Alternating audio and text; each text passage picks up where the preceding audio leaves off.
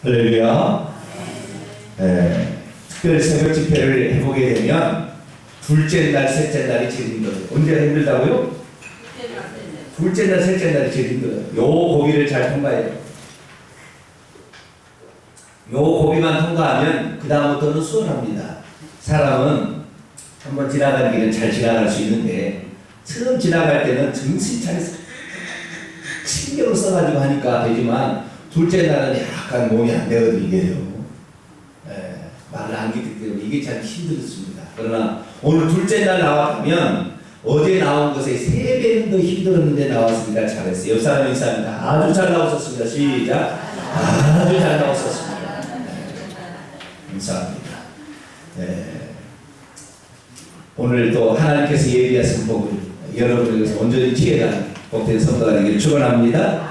특별 새벽 집회를 우리 같이 읽어가면서 합니다. 성경 구절을 읽을 때는 같이 읽으시고 이렇게 다른 구절은 눈으로 따라오시면 되겠습니다. 제목 섞여 들어온 우상 숭배를 벗어버리라. 이 우상이 무엇인지 다시 정해 볼까요? 어제 우리는 우상이란 무엇인지 그리고 왜 우리 성도들이 우상에 주의하는지 살펴보았습니다. 과연 성경이 말하고 하나님께서 말씀하시는 우상이란 어떤 것입니까? 이사야서 2장 8절로 9절이요. 그 땅에는 우상으로 가득하므로 그들이 자기 손으로 짓고 자기 손가락으로 만든 것을 경배하며 천한 자도 절하며 귀한 자도 불복하오니. 이사야 2장 20절이요.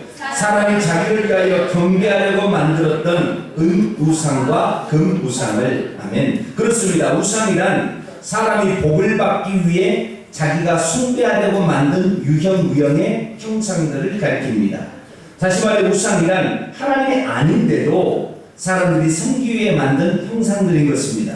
그런데 문제는 아무것도 아닌 나무나 쇠붙이나 돌 그리고 금, 은, 동이라 할지라도 자꾸 그것 앞에서 절하고 빌고 기도를 드리게 되면 귀신들이 그 우상에 달라붙게 되어 귀신들이 우상에 대해 사람에게 경배를 받는다는 것 때문에 우상에 대해 주의해야 하는 것입니다. 여기를 보세요. 맨 처음부터 우상이라는 것이 생겨나지는 않습니다. 우상이 생겨나는 근본적인 원인을 찾아서 들어가게 되면 사람 마음 가운데는 원래 하나님의 형상과 모양대로 지었기 때문에 하나님을 섬기려는 하나님을 예배하려는 마음이 인간의 내재에 있는 거예요. 그런데 이 하나님과 교제하도록 지어진 인간이 에덴 동산에서 죄악으로 말미암아 떠났어요. 그래서 세상에 나오게 되자 하나님과의 교제가 차단되어 버린 거죠. 그런데 인간은 뭐예요? 하나님께 교제하려는 그런 마음을 가지고 있다는 거죠. 그래서 이 교제를 하려고 하는데 하나님이 누군지를 잘 모르게 되니까 어떻게 해요? 찾아서 이제 그것으로만 어떻게 만들어 보려고 한다는 거예요.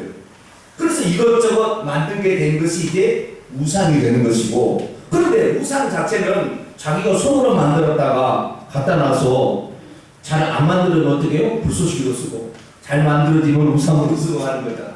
그게 얼마나 무슨 짓입니까? 아무것도 아니잖아요. 이건 나무잖아요. 이건 나무 부직갱이에요. 그런데 이것이 자꾸 여기다 절을 하게 되면 그 다음부터 어떻게 되느냐? 이것은 원래는 아무것도 아니고 이것은 똑같은 나무, 이게 불쏘시개 되는 많은 나무인데도 불구하고 이것을 자꾸 절을 하게 되면 그 다음부터 어떻게 되느냐? 귀신들이 보이지 않는 창조물의 1번 창조물 아닙니까? 귀신들 중에서 타락한 천사, 다시 말해서 이 천사들 중에서 타락한 천사의 귀신들이 거기 와서 그 경배를 받기 시작한다는 거예요. 그래서 그 경배를 받기 시작하면서 그때부터 어떻게 해야 되냐? 사람의 꿈속에도 나타나게 되고, 만약에 그 잊어버리게 되면, 그 제삿날 잊어버리게 되면 꿈속에 와서요 나타나가지고 왜 제사를 안 들었느냐? 뭐 이렇게 나타납니다. 그러니까 진짜 있나봐 이렇게 생각해서 착각을 해서 사람이 속아서 그다음부터 우상 숭배가 되어지는 거죠. 그러니까 우리는 우상 숭배의 요소를 처음부터 차단할 수 있게 되기를 축원합니다. 어떻게 자기가 만든 수공품을 갖다가 그걸 우상이라고, 그걸 신이라고 숭배하냐 이거죠. 인간의 그 마음에다가 귀신들이 같이 짬뽕해서 장난을 치게 되면 그 다음부터 속아 넘어가는 거예요. 그래서 천주교는 다 속아 넘어가는 거예요. 그 마리아에게 기도를 하잖아요. 근데 마리아가 꿈에 나타나고, 마리아가 환상 중에 나타나고, 마리아가 직접 나타나서 병 거 고쳐준다니까요. 처음에는 그렇게 안 했어요. 그런데 계속해서 그런 일을 하다 보니까 이제 그렇게 속게 되는 겁니다. 우리는 속지 마시고 오직 우주 만물을 창조하시는 전능하신 하나님 예수님만을 섬기게 되기를 축원합니다. 자, 두 번째로 넘어갑니다. 우상 숭배 행위들에는 어떤 것이 있을까요? 그렇다면 인간이 섬기기 위해 만든 어떤 형상을 신처럼 숭배하는 행위들에는 어떤 것이 있을까요? 우리들이 생각하기에 우상을 숭배하는 행위에는 우상 앞에 절을 하거나 술과 음식을 차려놓거나 혹은 우상에게 제물을 바치거나 향을 피우는 것쯤으로 생각하기 쉽습니다. 하지만 그것만이 우상 숭배 행위에 해당하는 것은 아닙니다. 성경에서 말하는 우상 숭배 행위는 이것보다 훨씬 더 많은 것을 포함하고 있습니다. 먼저 만든 우상을 신에게 하듯이 섬기는 행위들이 우상 숭배 행위들입니다. 이런 것들은 앞에서 잠깐 살펴보았듯이 우상 앞에서 행하는 어떤 제사의식 같은 것들을 말합니다. 보통 이방인들이 제사를 드릴 때는 어떻게 합니까? 그들은 향을 피우거나 촛불을 켭니다. 그리고 제사상을 차려놓고 그것 위에 정성껏 술과 음식을 차려놓습니다. 그리고 그것 앞에서 기도를 드리거나 고개를 숙여 절을 합니다. 오늘날에는 이것이 약간 변형되어 절은 하지 않아도 고개를 숙여 묵념을 하는가 하면 향을 피우는 대신에 국가 것을 바치기도 합니다. 하지만 이 모든 것은 형식은 달라졌어도 똑같이 다 우상 숭배 행위입니다. 온 우주 만물을 창조하시고 주인 되신 하나님 앞에가 아니라 보이지 않는 피조물이나 피조물의 형상 앞에 제사 의식 같은 것을 실행하는 모든 것은 우상 숭배 행위에 해당하기 때문입니다. 하지만 살아있는 사람에게 절을 하는 것은 약간 그 성격이 다릅니다. 그것은 우상 숭배 행위라기보다는 일종의 예의에 속하기 때문입니다. 그것이 우상 숭배 행위가 되지 않는 것은 아무리 어른과 선생님에게 인사를 드린다 해도 그들은 결코 우리에게 신적 존재가 되지 않기 때문입니다. 하지만 나무나 돌로 만들어진 것이랄지라도 자꾸 거기에 절을 하게 되면 귀신들이 와서 그 경배를 받기 때문에 우상 숭배의 행위가 되는 것입니다. 그것 자체가 하나님 외에 다른 존재를 숭배하는 것이 되기 때문에 우상 숭배에 해당하는 것입니다. 그러므로 성도들은 그 어떠한 우상 숭배 의식에도 결코 동참해서는 아니 되겠습니다. 아멘. 여기를 보세요. 우상 숭배 행위라는 것이 우리나라에서는 전통적으로 그냥 그 토테미즘이라고 그러죠. 어떤 곰이랄지 또는 산이랄지 바위랄지 나무랄지 이런 것들이 하나님이 아니겠는가, 어떤 신적 존재가 아니겠는가 생각하고 이렇게 숭배를 해왔어요. 그러다가 고구려 소수리망 때에 비로소 불교가 우리나라에 372년에 AD 372년에 우리나라에 불교가 수입이 되죠.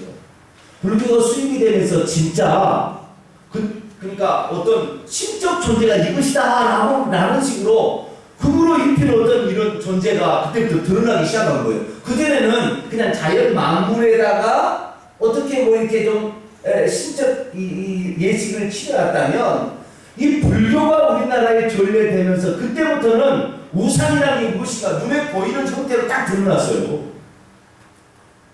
그래서 그때부터 우리나라가 삼국시대에 이런 우상 숭배가 하기 시작이 되고 고려 말에서 조선으로 들어오면서 저 유교라는 의식이 또 중국으로 수입이 된 거 아니에요.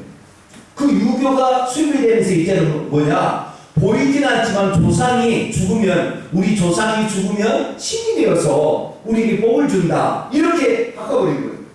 그래서 원래는 그러지 않았는데 원래는 추석이나 명절에 보게 되면 자기들끼리 음식을 이렇게 해서 서로 길쌈을 놀이를 해가지고 서로 이렇게 해가지고 이긴 팀에게 음식을 제공하고 그날 가물을 즐기며 놀았던 것이 점차적으로 어떤 의식으로 바뀌어가지고 나중에 우리 조상들이 이렇게 곡식을 풍성하게 해줬다 이런 식으로 바꿔버린 거죠. 그래서 어느 순간부터 그런 의식들이 점차 들어오기 시작했는데 그 경건한 의식을 만들기 위해서 인간이 가장 기본적으로 하는 것이 그게 앞에 초를 켜는 거예요. 초를.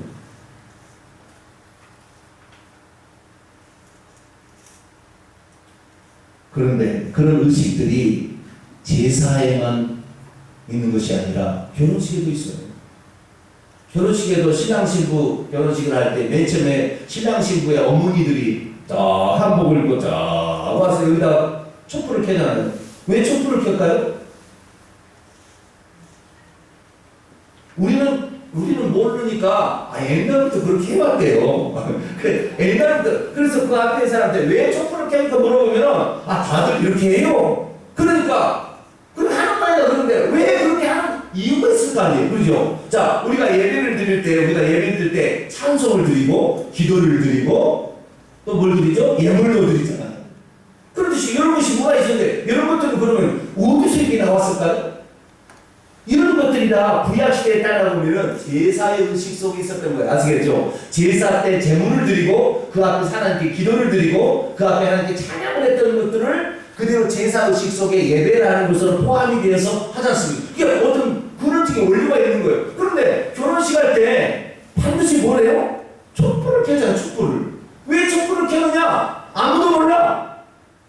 그럼 왜 그러냐니까 옛날부터 해왔는데요. 그렇게 하는 거예요. 그런데 왜 하는 것입니까? 이것이 바로 그 집안에 새로운 사람이 들어온 거예요.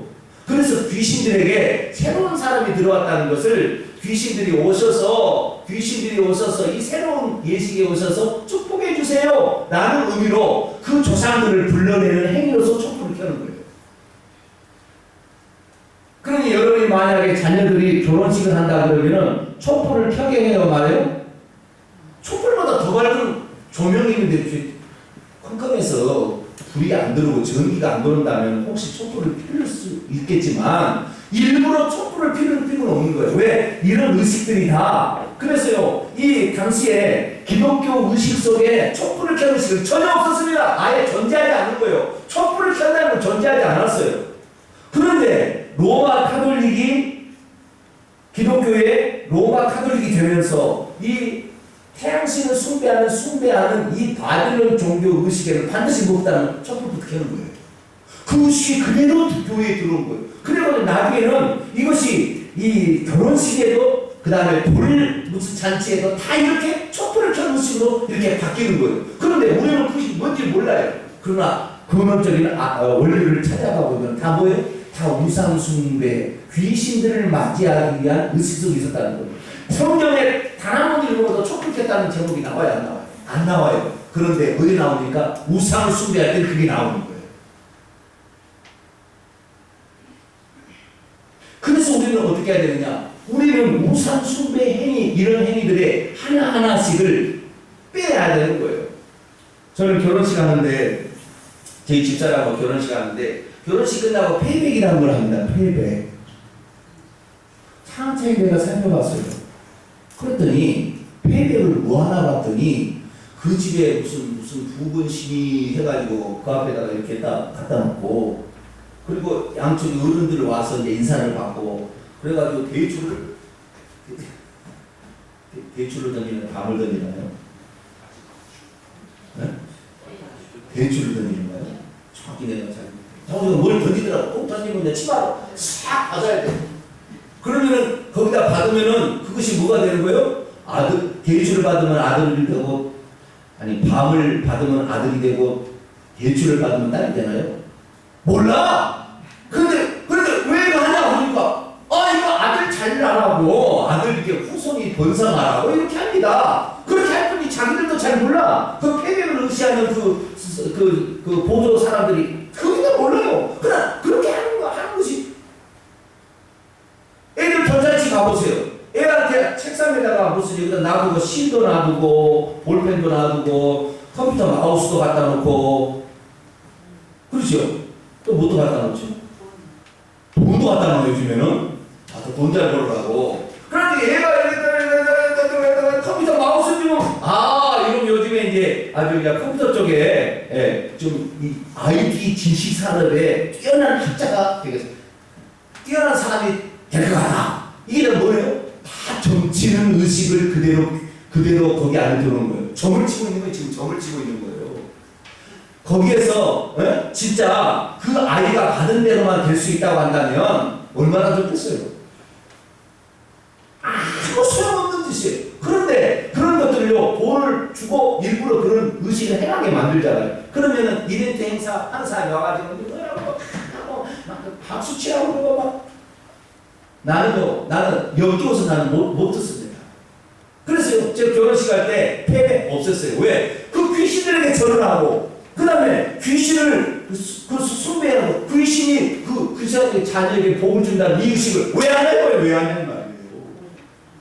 어느새 알게 모르게 유교 불교 의식에서 우상 숭배하는 의식들이 다 이런 우리나라의 재배 의식이나 또는 이 상원 이런 결혼 의식 속에 들어와가지고 이걸 자리 잡아서 이걸 하고 있는데 우리 기독교인들은 뭐 그냥 그렇게 하는 거 조상 아니 그냥 이게 또 이런 식으로 넘어간다니까요. 여러분 앞으로 그렇게 하지 마세요. 전부 정치는 의식이고 귀신을 불러들이는 의식이고 귀신에게 전하는 의식이에요. 그 의식이 결국에 뭡니까? 그 집안에 너가 내 귀신이 되어라 라는 의미로 그렇게 하는 거예요.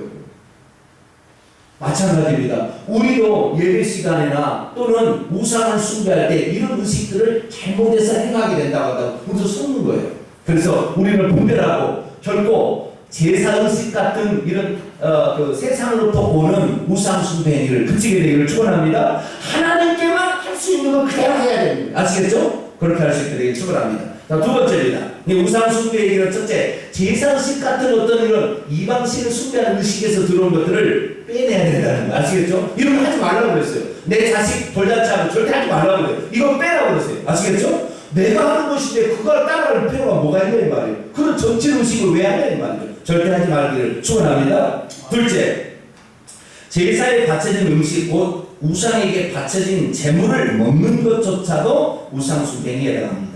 구약시대에 보면 하나님을 모르는 이방인들이 우상 숭배 의식을 행할 때에 이스라엘 백성들로 하여금 자신의 우상 숭배 의식에 곧바로 참여하지 않았습니다. 만약 그들이 그렇게 요구했다면 이스라엘 백성들은 아마 도망쳐 버렸을 겁니다. 그래서 이방인들은 비슷한 듯 하면서도 아닌 것 같은 것에 이스라엘 사람들을 동참시켰습니다. 그것은 곧 우상에게 바쳐진 재물은 단순한 음식이니 함께 나눠 먹자고 유혹했던 것입니다. 하지만 그것은 이스라엘 백성에게 곧 올무가 되어버렸고 술과 음식에 취한 이스라엘 백성들은 음행을 저지르게 되었으며 결국 직접적인 우상 숭배에 동참하게 되어버렸습니다. 민수기 25장 1절에서 3절이요. 이스라엘이 시딤에 머물러 있더니 그 백성이 모압 여자들과 음행하기를 시작합니다. 그 여자들이 자기 신들에게 제사할 때에 이스라엘 백성을 청함해 백성이 먹고 그들의 신들에게 전함으로 이스라엘이 바알 부올에게 가담한지라 여호와께서 이스라엘에게 진노하시니라 하면 여기 보니까 이 이방인들이 자기들의 신들의 제사할 때에 이스라엘 백성을 청해서 뭘 하자고 청해요? 음식 먹자고. 음식은 좋은 거 아니냐고. 이런 식으로 청해서 음식 먹다가 결국에 술 먹다가 결국에 취하다가 넘어가야 되는 거예요. 자, 계속 읽어봅니다. 그러므로 사도 바울은 이방신 제사에게 많이 참여하고 있던 고린도 지방의 그리스도인들에게 이렇게 경고했습니다. 우리 그리스도인들이 떡과 포도주를 먹어 성찬식에 참여하는 것이 곧 그리스도의 생명과 속죄에 참여하는 것 같이 우상의 제물을 먹는 것은 곧 우상의 식탁에 참여하는 것이기 되므로 그것 자체가 귀신과 교제하는 것이 된다고 말입니다. 사실 아직까지도 그리스도인들 중에 상당수는 자기 가족 중에서 안 믿는 가족이 있을 겁니다. 그래서 자기는 예수님을 믿고 있지만 안 믿는 가족까지 함께 모이는 명절에는 부득이 제사를 지내하는 성도들도 있을 것입니다. 그런데 성도들은 이렇게 생각하기 쉽습니다. 모든 음식은 하나님이 지으신 것이기에 깨끗한 것이므로 비록 나 자신이 제사에 사용된 음식을 먹는다 하더라도 그것은 귀신에게 전하지 않는 것이기 때문에 우상 숭배 행위에 해당하지는 않을 거야. 그러나 아닙니다. 성경에서는 우상의 제물을 먹는 것 또한 우상 숭배 행위에 해당한다고 말하고 있기 때문입니다. 뿐만 아니라 어떤 성도들은 비록 내가 어쩔 수 없이 제사상에 올라갈 음식을 만든다 하더라도 제사상에 절하지는 않을 것이기 때문에 아무 문제 없을 거야 하고 생각할 겁니다. 하지만 그렇게 해서 만든 음식도 결국 귀신에게 바쳐지는 것이 되므로 그것 또한 우상 숭배 행위에 해당이 됩니다. 그래서 유대인의 교회와 이방인의 교회가 모여 최초로 결정한 사항들을 보면 이방인들이 주께 돌아올 경우 최소한 4가지는 지켜야 한다라고 결의를 했는데 그것의 핵심은 바로 우상의 제물을 멀리 하라는 것이었습니다. 그러므로 성도들은 어찌하든지 우상에게 바쳐진 제물을 만들었어도 아니 되겠으며 우상에게 바쳐진 제물을 만들어서도 안 되고 먹어서도 아니 되겠습니다. 여기를 보세요. 저는 어렸을 때에 우상을 숭배하는 그런 유교적인 그런 집안에서 살았어요. 그래서 항상 이 제사를 지내고 그리고 명절을 지키는 그런 데서 살았어요.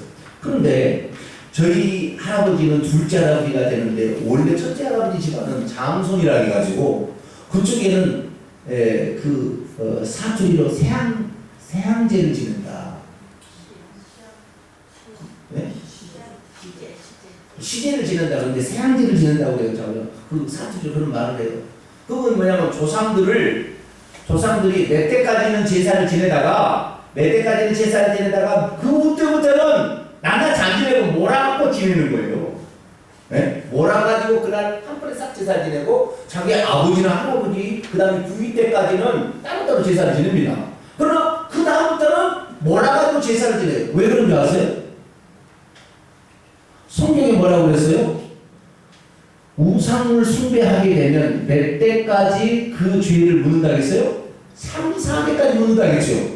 다시 말해서 우리가 우상에게 절을 하게 되면은 그 우상에게 귀신이 와서 귀신이 그 집안에 머물러 있거나 그 사람 속에 들어갑니다. 그래서 그 사람이 죽으면 다시 그 사람 속에서 나와서 또 다른 사람에게 들어가는데 그 조상을 가장 슬퍼하고 죽은 것을 슬퍼하고 안타깝게 생각하는 그 사람이 들어가 있고. 그런데 이 귀신이 역사하는 범위가 뭐냐면은 3, 4대까지만 그 귀신이 역사할 수 있게. 그러니까 내가 귀신을 숭배하는 사람이었다. 그러면 몇 대까지 영향을 미칠 수가 있다고요? 3, 4대까지는 내가 그 다음 세대에서 우상만 숭배하게 된다고 쏙쏙 들어갈 수가 있다는 거예요. 그런데 그 다음 때에서 예수를 믿어가지고 내 다음 때에서 예수를 믿어가지고 내가 귀신이 나왔는데 그 다음 때 예수를 믿는 사람 속에는 그대로 못 들어가요. 못 들어가잖아요. 그렇지만 그 다음 때 손자 때 교육을 안 시켜. 교회 안 나와도 아무 상관없어. 그냥 너는 그냥 잘해라. 나는 교회 다닐게. 그러면 뭐예요? 그 친구가 우상 속에 바로 들어가는 거예요. 그래서 3, 4대까지 가는 거예요. 그래서 조상 제사도 3, 4대까지만 딱지는 그는 안 지내는 거예요. 그는 그냥 세양제사라고 치대라고 해서 한 번에 몰았어요. 왜? 3, 4대 이전에 있는 귀신들은 내게 영향을 안 미치니까 그러는 거예요.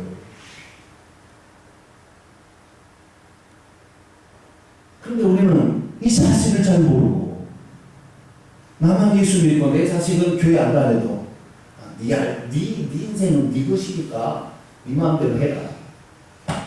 저는 이건 존재할 수 없는 거예요. 내 아들, 딸은 지금도 특별 새벽 집회 나와요. 어릴 때부터 다니는데 지금까지도 안 빠지고 항상 기도해요. 왜요? 언제 아들이 우리 자식들을 새벽 기도에 데려와보고 언제 새벽 기도 지하라고 하겠어요?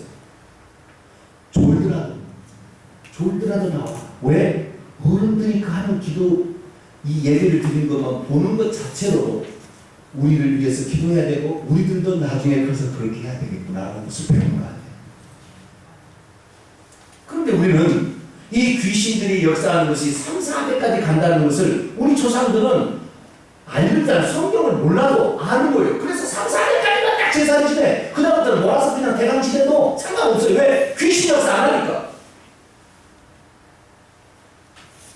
그런데 우리 자녀들과 우리 손자 3, 4대까지도 우리가 책임을 져야 된다는 말이에요. 성경을 보면 너와 네 아들과 네 자손에게까지 하나님의 말씀을 길을 행할 때든지 집에 누웠을 때든지 언제나 이 말씀을 강론해서 가르치라고 했어요. 할렐루야. 그래야만이 이 귀신이 거기에 역사하지 않기 때문에 그런다는 거예요. 그래서 우리는 우리 자신만 예수님을 잘 믿을 것이 아니라 너도 잘 믿어야 할렐루야. 손자까지 데리다가 너도 예수 믿어야 네가 귀신으로부터 당하지 않냐고 속지 않냐고 네가 복을 받을 수 있으니 너도 예수 믿어라 그러면서 가르치고 인도할 수 있게 되기를 축원합니다. 계속해서 하겠습니다. 그 다음에 셋째, 우상 숭배를 제거하지 아니하고 우상 숭배 예식에 단순히 동참하는 것도 우상 숭배에 해당합니다. 사도 바울은 이방인들이 제사 드리는 예식에 동참하는 것 자체도 우상숭배 행위에 속한다고 말씀하고 있습니다. 그래서 이방인들이 드리는 제사 의식으로부터 속히 피하라고 권면하였습니다. 거기에 그대로 남아있는 것 자체가 우상숭배 행위에 동조하는 것이 되기 때문입니다. 그러므로 우리는 어찌하든지 우상숭배 행위로부터 멀리 도망가야 합니다. 그것으로부터 피해야 합니다. 제사를 드린다든지 추도예배를 드린다든지 할 때에 내가 주도적인 위치를 가지고 있지 않아 그것을 제지할 수 없는 입장이라면 아예 우상 숭배하는 장소에 가지 않는 것이 좋습니다. 그 자리에 가만히 남아있는 것 자체도 우상 숭배 행위에 해당하기 때문입니다. 생각해 봅시다. 내가 반역을 꾀하는 사람은 아니었어도 그런 사람들이 함께 모인 자리에 있는 것 자체만으로도 우리는 이미 반역자가 되어 있는 것이 아니겠습니까? 그러므로 우상숭배 예식 자체에 참여하지 마십시오. 여기를 보세요. 우상숭배 하는 데에 나는 예수님 우상숭배 하지 않아. 그리고 그 우상숭배를 계속 하는데 계속 참여하게 되면 나중에 물들게 돼 있어요. 그것을 쉽게 생각한다니까요. 아무렇지 않게 생각한다니까요. 심각한 증상이잖아요. 그렇게 하면 우리의 영혼이 망가지잖아요. 우리가 아무리 기도해도 기름달이 없어요. 우상숭배는. 그런데 그렇게 자꾸 보게 되면 거기에 쉽게 그러려니라고 생각하는 거예요. 저는 옛날에 제사 지내는 걸 보게 되면 옛날에는 가난했잖아요. 그러니까 먹을 것이 없어요. 그런데 제사 지내는 데 가면은 음복이라고 있어요. 음복. 제사 지내는 음식을 후손들이 먹게 되면 복을 받는다라고 얘기했어요. 음복이라는 의식을 합니다. 그래서 제사를 지내는 음식이 아닌 어떻게 하냐면 제사 지낼 때는 왜 그런지 저도 잘 모른다마는 배를 위에를 착 깎아요. 사과도 위를 착 깎아요. 왜 깎죠? 모르시죠? 그것은 뭐냐? 이거하고 비슷한 거예요. 미역국을 끓여 올려놔도 거기다가 숟가락을 올려놓죠. 왜 올려놔요? 잘 잡수시라고. 그래서 미리 깎아놓는데 다 깎으면은 상하니까 위에만 싹 깎아놓게 깎아놨습니다. 이런 의미 아시겠죠? 이거 깎아놨습니다. 그러니까 잡수시라고 하는 거예요. 그런데 그 음식을요, 우리가 가난하니까 어디서 새양이나 지낸다 그러면 산에 가서 뭐 이렇게 하잖아요. 그러면은 아이들이 우리들이 뭐예요? 따라가. 왜? 가면 떡이 하나라도 주잖아요, 이렇게. 그리고 그 떡을 받아 먹었는데 우리는 몰랐죠. 그것이 우상숭배인지. 그 떡만 먹어도 그 우상숭배한 그 음식이 결국에 우리가 성찬식을 보게 되면 그 효력이 있듯이 마찬가지로 똑같이 나타나는 줄 몰랐죠. 그러니까 우리가 그런 우상숭배에 알게 모르게 우리가 참여함으로 말미암아 알게 모르게 우리의 영혼이 피폐해지고 우리의 삶의 저주가 흐르게 되기 때문에 나도 알지 못하는 생각지 못하는 그런 사고 속에 조절합니다. 그리고는 인생을 비관하고 그러다가 나중에 자살하는 사람이 발생하는 것. 이 모든 것이 다 우상숭배에게 간접적으로 직접적으로 참여하기 때문에 나타나는 것이 절대 여러분 그러지 말게 되기를 축원합니다. 마지막입니다. 넷째, 더욱이 인간이 만들 형상이 아니더라도 무엇이든지 더 가지려고 끝없이 추구하는 탐욕도 우상숭배 행위에 해당한다고 성경은 말하고 있습니다. 성경이 말하는 우상의 범위는 과연 어느 정도일까요? 그것은 지금까지 우리가 살펴보았던 형상뿐만이 아닙니다. 그런 것에는 유명 연예인이나 팝가수나 스포츠 스타나 교황과 같은 인기 있는 사람이 될 수도 있고 돈이나 명예나 인기도 될 수 있고 게임이나 도박이나 쾌락도 될 수 있습니다. 골로새서 3장 5절이요. 그러므로 땅에 있는 지체를 죽이라. 곧 음란과 부정과 사욕과 악한 정욕과 탐심이니 탐심은 우상숭배니라. 마태복음 6장 24절이요. 한 사람이 두 주인을 섬기지 못할 것이니 혹 이를 미워하고 저를 사랑하거나 혹 이를 중히 여기고 저를 경히 여깁니다. 너희가 하나님과 재물을 겸하여 섬기지 못하느니라. 아멘. 내가 좋아하고 사랑하는 그 어떤 것이 하나님으로부터 우리 자신을 점점 더 멀어지게 하며 그것을 추종하게 하여 그것에 푹 빠지게 한다면 그것이 바로 나 자신에게 있어서 우상입니다. 주일에 하나님께 예배드려야 할 사람이 도박에 빠져서 강원랜드만들을 찾고 낚시와 골프를 치러 간다면 그 사람은 그것에 이미 취미생활을 벗어나 우상이 되어버린 것입니다. 또한 절제가 되어지지 않은 게임과 마약과 술 중독도 일종의 우상숭배 행위라는 것을 기억해야 할 것입니다.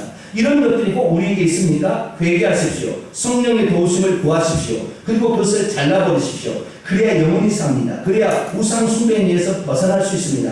그래야 죽더라도 불못을 피하게 될 것입니다. 성도들이여 우상숭배로부터 벗어나십시오. 할렐루야. 여기 보세요. 우리 우리는 그동안에 어떤 제사를 지내거나 어떤 무슨 절을 하거나 촛불을 피거나 향을 하거나 기도를 드리거나 그런 것만이 우상숭배이고 아니면 거기 있는 음식을 먹거나 이런 것만 우상숭배인 줄 알았는데 성경을 보니까 그것만이 아니라는 거예요. 사람의 마음을 빼앗아가서 그것에 푹 빠지게 해서 하나님을 섬겨야 될 그 시간에 하나님을 섬기지 아니하고 그것에 빠져있다고 한다면 그 사람도 뭐요? 우상숭배하고. 왜? 그것이 사탄 마귀가 제사 의식 속에 그 사람을 집어넣으면 안 넘어갈 거니까 다른 것을 변형시켜서 그렇게 유혹하는 거예요. 만약에 술이 절제가 안 된다, 마약이 절제가 안 된다, 도박이 절제가 안 된다, 이 사람들이 우상숭배에 빠져요. 그것이 우상이잖아요. 그래서 예수님도 그랬어요. 하나님과 재물을 겸하여 섬기지 못한다. 그러면 여기 보세요. 하나님을 섬기는 대상인데, 예배하는 대상인데 재물도 예배하는 대상이라고 예수님이 직접 얘기하십니다. 그래서 우리가 하나님을 모르면 일평생의 돈의 노예가 되어서 계속해서 돈 하는 거예요. 돈이 좀 많으니까 돈이 없어도 괜찮던가요? 부자가 안 돼서 잘 모르시죠? 한 100억 가지면 우리가 만족할 것 같죠? 100억 만족할까요? 절대 만족 못합니다. 인간의 만족은 끝이 없어요. 그래서 우리가 하나님 위에 모든 것은 끊어야 돼요. 이것은 잠깐 어떻게 취미생활 정도로 할 수 있을 정도까지만 가야지 거기에 매여 있다, 거기에 올인하고 있다, 이 사람은 하나님보다 그것이 좋은 거예요. 그래서 그 탐심, 탐욕, 끝없이 추구하는 그거, 어떤 것에는 끝없이 추구하는 게 있어요. 그것이 결국에 우상숭배니까 이것 때문에 지옥 가는 거예요. 그러니까 하나님 위에 더 좋아하는 것이 있다 그러면은 절제해야 돼요. 절제가 안 되면 회개를 해야 돼요. 정말 금식하면서 기도해야 끊어내지 이거 쉽게 끊어지지 않습니다. 술 중독, 마약 중독 이거 쉽게 끊어지지 않습니다. 우리 성도에는 그런 사람이 없겠습니다만은 담배도 한번 피우면은 이거 중독되면은 끊지 않습니다. 그러나 하나님께 진정 회개하면 모든 것을 깨끗이 씻어내니까 가능합니다. 우리 두 손을 드리겠습니다.